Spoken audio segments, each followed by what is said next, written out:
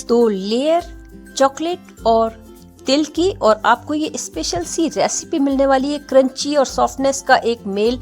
और ये रेसिपी इतनी ज़्यादा अच्छी है, आप देख सकते हो कितनी हमारी अच्छी सी ये रेसिपी बन के तैयार हुई। तो चलिए मिलके आज की हमारी रेसिपी बनाते हैं, जो मकर संक्रांति पे आप बच्चों को इजीली बना कर दे सकते हैं। और ये रेसिपी ऐसी है कि आपने इसे एक बार बना लिया तो वास्तव में आप इसे बार बार बनाने वाले, क्योंकि इसमें मेल है चॉकलेट और तिल का। अब बच्चों को चॉकलेट बहुत पसंद आती है, पर वो तिल बिल्कुल भी खाना नहीं चाहते, तो कुछ इस तरह से हम रेसिपी बनाएंगे कि सबको पसंद आएगी ये।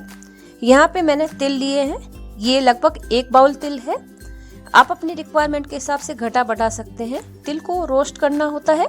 अब जब भी आप तिल को रोस्ट करते हैं, हल्का सा वो फूल जाता है, ध्यान रखिएगा, और उसका कलर भी थोड़ा सा चेंज हो जाता है। तो ज़्यादा डार्क कलर नहीं करेंगे हम, हल्का सा रोस्ट करेंगे, बस इसका कच्चापन निकल जाना चाहिए।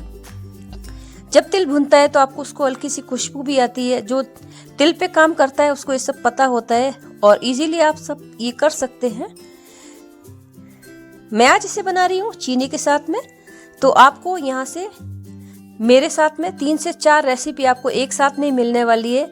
अगर आप उसे चाहे तो इंडिविजुअल भी बना सकते हैं, और लास्ट में जाके आपने देखा जो मैंने तिल सैंडविच बनाए उस तरह से भी बना सकते हैं। तो यहाँ पे मैंने चीनी डाल दी थी, 1 बाउल ही मैंने चीनी ली है, उसमें मैंने थोड़ा सा घी डाल दिया है। जब भी आप इस तरह से चीनी को कैरेमलाइज करते हैं तो थोड़ी देर हिलाइएगा मत, इस तरह से इसको छोड़ दीजिएगा। जब हम चीनी को छोड़ देते हैं तो ये मेल्ट होने लगती है। अब भारी तले का बर्तन लेना बहुत ज़्यादा ज़रूरी है, ध्यान रखिएगा। चीनी हमारी मेल्ट होने लग गई थी।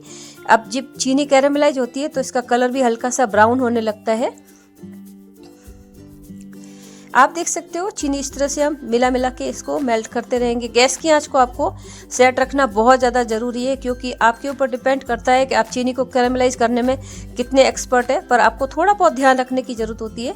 और ये चीनी हमारी कैरेमलाइज हो चुकी है, हमने इसमें तिल मिला दिया था। जो भी हमने तिल सेक के रखा था इसमें मिला दिया है। गैस की आँच को मैंने अब बंद कर दिया है और इसको मिला रही हूँ मैं। जहाँ पे हमें ये बेलना है उसके लिए हम एक ग्रीस कर लेंगे घी से, और ये जो हमने तिल का मिश्रण बनाया है इसको हम फैला फैला के इस तरह से रखेंगे, ताकि हमें बेलने में ज़्यादा दिक्कत नहीं होगी। अगर एक जगह इकट्ठा कर देंगे तो बेलने में दिक्कत होती है, क्योंकि हमें आज इसकी बड़ी सी राउंड बनानी है। तो इस तरह से आप इसको बेल सकते हैं। जब भी आप बेलें तो आप पैंदे के और बेलन के दोनों पे ही घी लगाइएगा, ये ध्यान रखिएगा। और बहुत सारा घी लगाइएगा, कम घी मत लगाइएगा। इस तरह से मैं इसको प्रेस कर करके फैला देती हूँ। अब लेयर कितनी पतली हो ये आपके ऊपर डिपेंड करता है, पर मैं थोड़ी सी मोटी लेयर करती हूँ प्रेफर, ताकि अच्छे से हमारा ये क्रंची सेट हो सके। ये देखिए, ये इस तरह से फैला देंगे हम बेलन से इसको हल्का सा।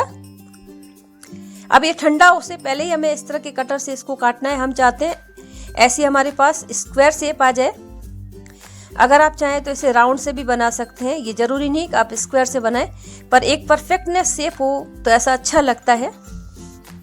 आप देख सकते हो मैं इस तरह से ये शेप बना रही थी। अब ये गर्म में ही हमें काम करना है, ठंडे में बिल्कुल नहीं करना है, क्योंकि ठंडे होने के बाद में ये जम जाएगा तो बिल्कुल भी नहीं निकलेगा।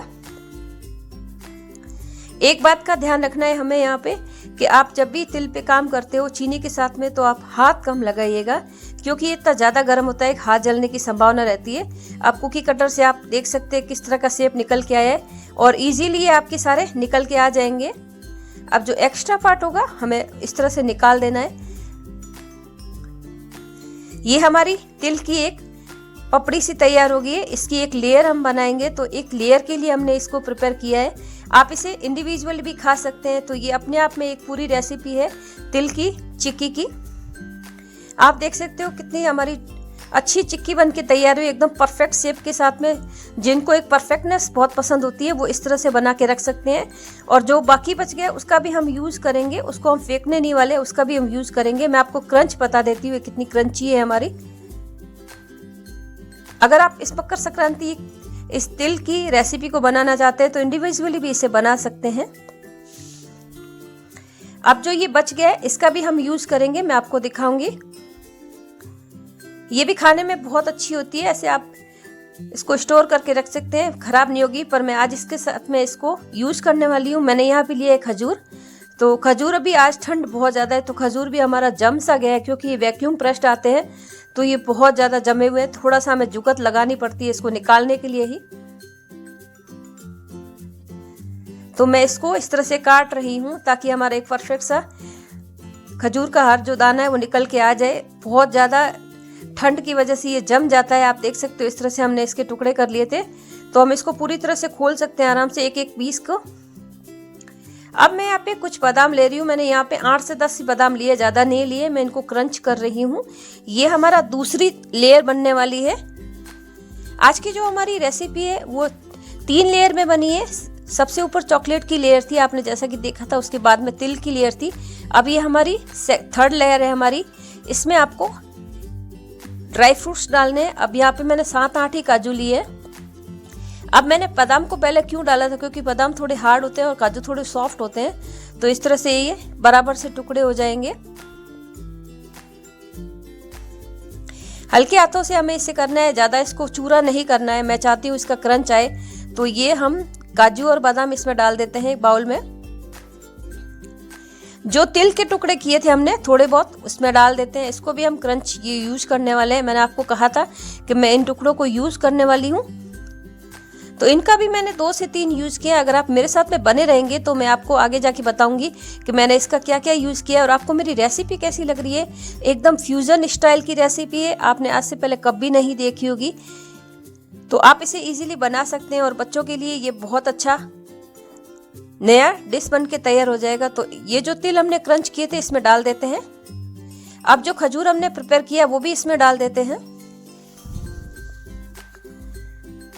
इस लेयर में हम चाहे तो किशमिश भी डाल सकते हैं और हम चाहे तो इसमें चॉकलेट भी मिला सकते हैं। पर मैं ये चाहती हूँ कि इसका ये जो क्रंच है खजूर के साथ में बहुत अच्छा सा बन के आएगा और अलग से हमें कोई आर्टिफिशियल मिठाई लेने की ज़रूरत नहीं पड़ेगी, क्योंकि हम यहाँ पे चीनी का उपयोग कर चुके हैं और डबल बार चीनी का उपयोग करेंगे तो वो बहुत ज़्यादा मीठा लगेगा। इसलिए मैंने एक परफेक्ट स्वीटनर लिया है ये। इसको थोड़ा सा चला लेते हैं। इसको गर्म करेंगे तो ये हमारी जो खजूर है वो सॉफ्ट हो जाएगी। इस तरह से आपने खजूर के लड्डू बनाए होंगे कई बार, पर इस तरह से हम ये आज जो यूज़ कर रहे हैं वो आपको बहुत यूनिक सा बन के आने वाला है। आप देख सकते हो खजूर हमारी प्रिपेयर हो गई है। थोड़ा सा मैंने इसमें घी मिला दिया था ताकि इसमें जो साइन हो जाए, क्योंकि जो बादाम पिसता है तो उसका हल्का सा दरदरापन होता है, आटा हो जाता है, तो वो इससे ब्लेंड होके सेट हो जाएगा और खजूर को भी गलने में आसानी रहेगी हमारी। तो सिर्फ हमने आधा चम्मच ही घी डाला है, बिल्कुल भी ज़्यादा नहीं डाला है। कुछ रेसिपी ऐसी होती है जो बिना घी के भी बन जाती है और बहुत अच्छी खाने में लगती है एकदम से। तो मैं इसको इस तरह से प्रेस कर करके क्रश कर दूंगी, क्योंकि अभी ठंड ज़्यादा है तो ये हर चीज़ जम रही है। तो थोड़ा सा इसको हमने गर्म करके इस तरह से ब्लेंड करना है। इस तरह से एक डो जैसा बन जाएगा। हमारे सारे ड्राई फ्रूट्स और चिक्की इसमें सेट हो चुके हैं, आप देख सकते हो। इस तरह से प्रेस करने से ये जो खजूर के मोटे दाने वो भी इसमें सेट हो जाएंगे। हमने सीडलेस खजूर का उपयोग किया था। अगर आप सीड के साथ में करते हैं तो सीड निकाल दीजिएगा। इस तरह से हमें इसके छोटे छोटे रोल जैसे बनाने हैं। अब आप मैं बताऊंगी इसको परफेक्ट, क्योंकि हमने पहले भी चिक्की का शेप बनाया है तो हमें उसी तरह का शेप बनाना होगा। तो उसके लिए भी हम एक प्रयोग कर सकते हैं। आप चाहें तो हाथ से कर सकते हैं, नहीं तो आपके पास में जो कुकी कटर है उसके साथ में भी सेट कर सकते हैं। मैं दोनों ही तरीके आपको बता देती हूँ। अब इस कुकी कटर के साथ में हम इसको बना सकते हैं। इसको प्रेस कर दीजिए अंदर डाल के। बस आपको लेयर सबकी एक जितनी रखनी है। जितने आप सैंडविच बना रहे हो उतने लेयर आपको बनानी होगी। अभी तक हमने 4 सैंडविच की प्रिपरेशन की। आप देख सकते हो कितनी अच्छी सी हमारी निकल के आई है। तो एक तरह से ये भी खजूर की हमारी चिक्की ही है, आप इसे अलग भी खा सकते हैं। तो आज की हमारी दूसरी रेसिपी हो गई है ये। अपने आप में हम चीज़ें बनाते हैं तो नई नई चीज़ें बनती रहती है। आप मार्केट से बहुत तरीके की चीज़ें ला के खाते हैं, पर घर पे बनाएंगे तो वो बहुत अच्छा होगा। और इस मकर संक्रांति आप इस रेसिपी को बना सकते हैं, बच्चों के लिए बहुत ज़्यादा अच्छी होगी। बच्चों को तिल खिलाने का ये बहुत अच्छा एक आइडिया है हमारा। तो ये हमारी खजूर की चिक्की बनके तैयार होगी। इसे भी आप स्टोर करके रख सकते हैं।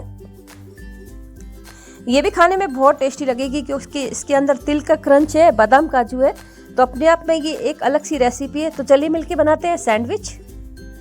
हमने एक तिल की जो चिक्की थी उसके ऊपर रखा है इसको, और दूसरी खजूर की लेयर और तीसरी हमारी है तिल की लेयर। तो ये परफेक्ट सा सैंडविच बनके तैयार हो जाएगा।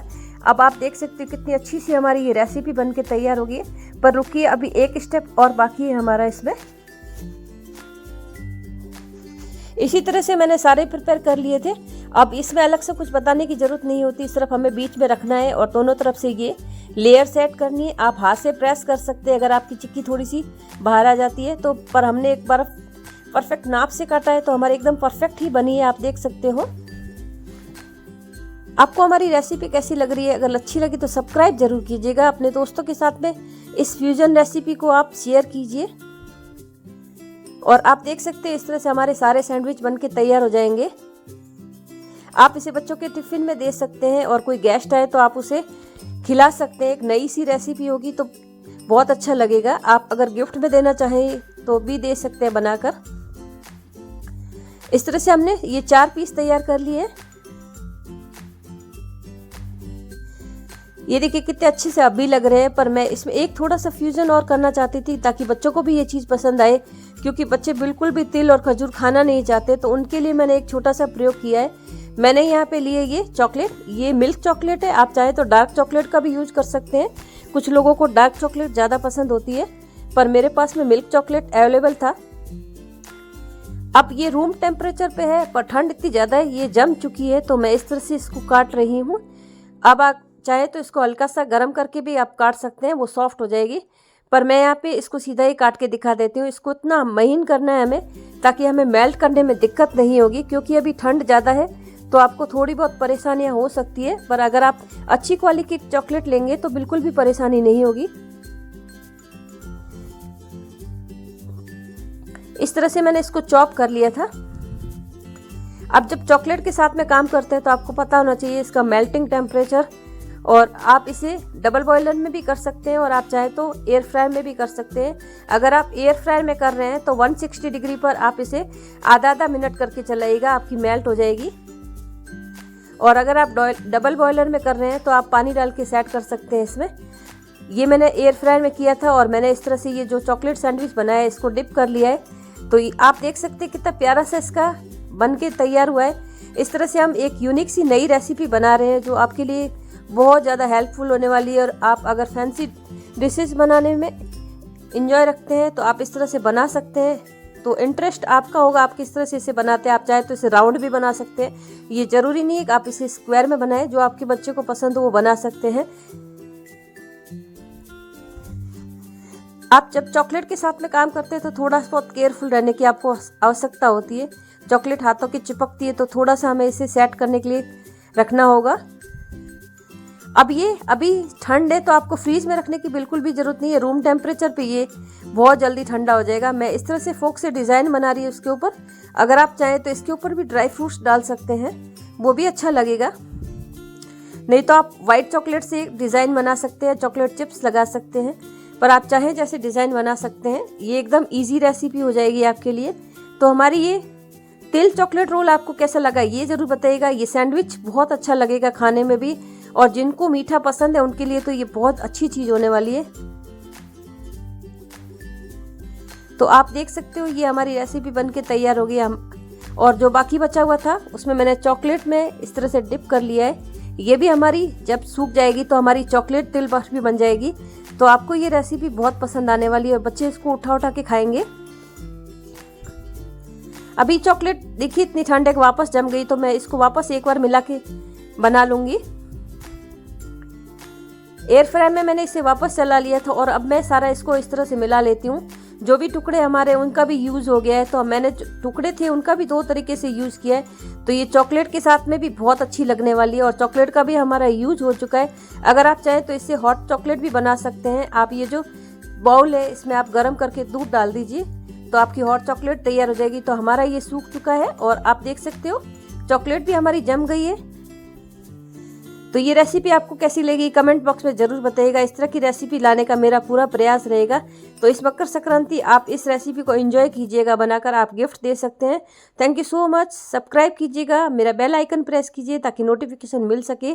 Thanks for watching. अगर आपके पास में हाइप है तो हाइप भी कीजिएगा। थैंक